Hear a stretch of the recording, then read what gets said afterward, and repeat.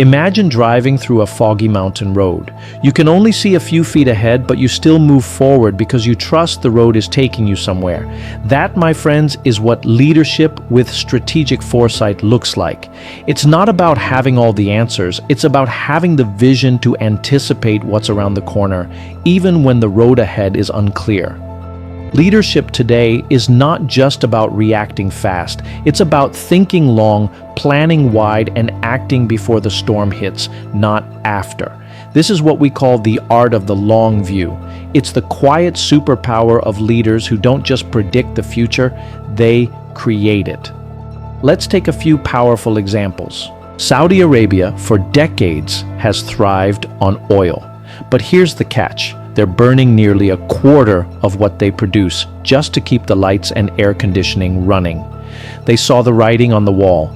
If domestic consumption keeps rising, they risk losing their strongest economic engine. So what did they do? They began investing billions into solar energy, a bold pivot from oil king to renewable pioneer.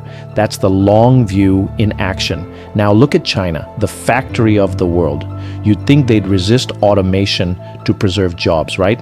Wrong. Since 2013, China has been the world's top buyer of industrial robots.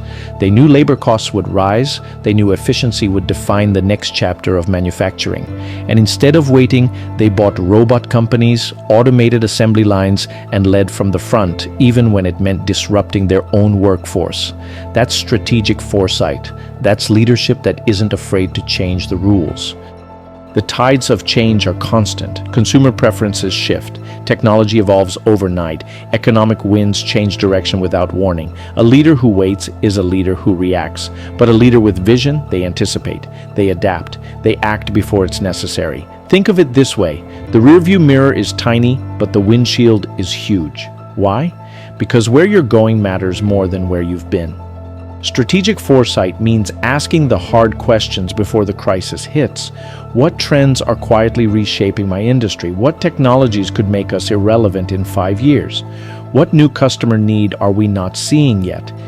This is not about fear, it's about clarity, about knowing the map may change and still being bold enough to draw the next version yourself. So here's the call to action. Don't just lead your teams through today. Guide them toward tomorrow. Be the leader who invests in what's coming, not just what's working. Because the future doesn't belong to those who wait, it belongs to those who prepare.